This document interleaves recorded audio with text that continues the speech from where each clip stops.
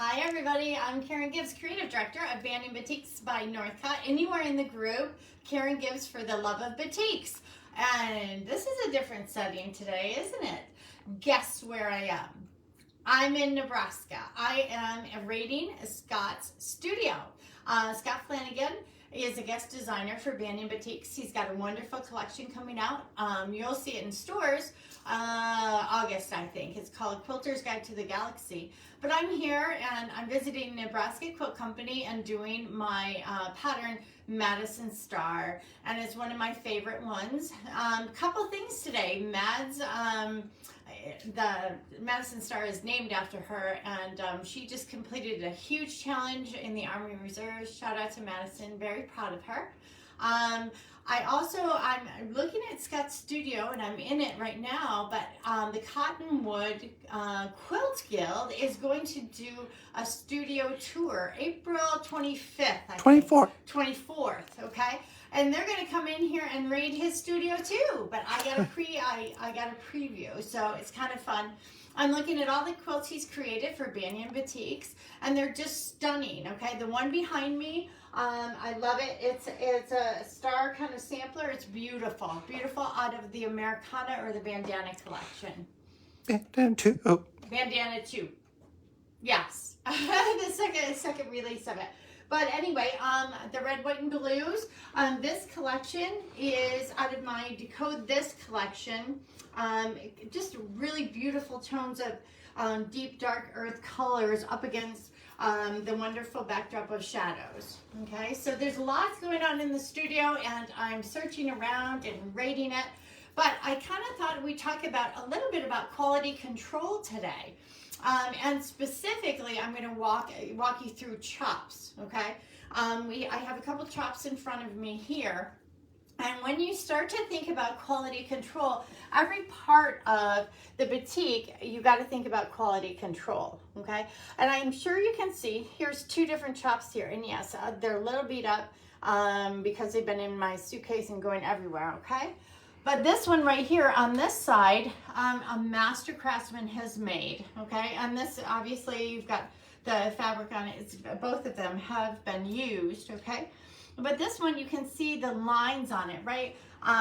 The way the copper is molded or bent into the lines to make up the different motifs that I've created with my artwork. And you can see the little teeny pieces, right? And the line right here, and it's nice and smooth, okay? So it picks up the wax that goes on the fabric, all right? So you can see a very, very elegant kind of look. Now look at this one. Oops, look at this one, okay? See how the lines are a little rougher, aren't they? Now this right here, it got bent, not there. But look at how the lines are rougher. And it's not an easy, nice, smooth curve, all right? It's kind of, it's an apprentice did this one, okay? Someone who's learning the art and the craft of making the chops. Remember, most of the chops, being a chop maker, it's grandfathered in. Somebody in your family has done it, and it's passed down generation to generation, and you apprentice in it. It takes about 20 days to make a chop, but you can see the difference in these two here, and yes, they're not the exact same chop, but you can see the difference in them. It makes a difference in our batiks, all right? So if I were to put this in wax, and it is rough, okay? Some are not the same width as the other ones, okay? And the shapes aren't as clear and soft and rounded. And yes, that is something very difficult to do. If you're trying to take a metal and make it kind of like a flowy line, that's quite difficult to do, and it takes a lot of time, it takes a lot of patience, all right? But that's what we expect with our batiks, right? We want those beautiful, stunning motifs on there. So this particular chop actually wasn't used. It was used initially to show me the wax and white, which is what I like to see as far as the quality control. So I can see how the chop is used and how we repeat it and how much coverage of the wax is used and all of that. But this one did not pass. all right? And there's a reason for that. I need to make sure that the quality of the batik is up to par and what I'm looking for, okay? I want to make sure that the lines don't obliterate, say, the leaves. It doesn't look like just a puddly mess of wax on there, because then you're not going to be able to see what the motif is supposed to be, right? So there, at every step of the way, even though it is a hand-done craft, there is quality control. And that's why I'm very careful as to what studios I work with. I interview the color master at the factories, what shop makers they use. It's very, very important. And we make sure we look at the quality control at each step. After the wax is applied, we look to see, okay, is it covering correctly? Each and every time they have a team that looks through every single yardage, okay, piece of the fabric to make sure that we have the correct application. Another thing is, with the Tjaps, when you go to apply it, you dip it in the wax and then you put it on the fabric, okay? And yes, there's going to be residue left. Can you put it again before dipping it in the wax? And I say no. I say the quality control, you have to dip it every single time so it's a consistency, okay?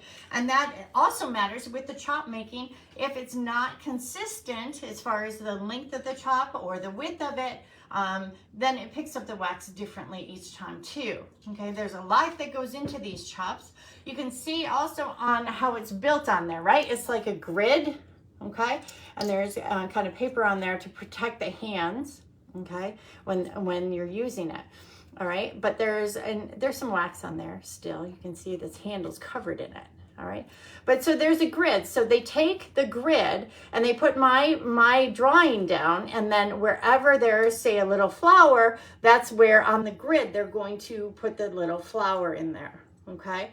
Same with the leaves. So it's got to have the same proportion, the same negative space, the same relationship, the flowers to the leaves, all of that kind of thing. So it repeats the way I wanted it to repeat. All right. So every single detail, look at in here how it's filled in on there. Okay. It's not one piece of copper on there at all, is it? It's lots of little tiny pieces of copper to make it the filled in piece. Okay. And look at this one here. See the difference? Okay. Now look at this, how I've used dots there. And what happens is those dots, they're going to pool. The wax is going to pool just a little bit around them. So it kind of gives a filigree look, or a little bit more filled in. Look here how it's little tiny pieces of wax that fills in that little flower. Same with that swirl. Huge difference. You can see the smoothness of the curve there versus this not so smoothness of the curve there. Okay. So the quality control is a huge, huge deal. Okay.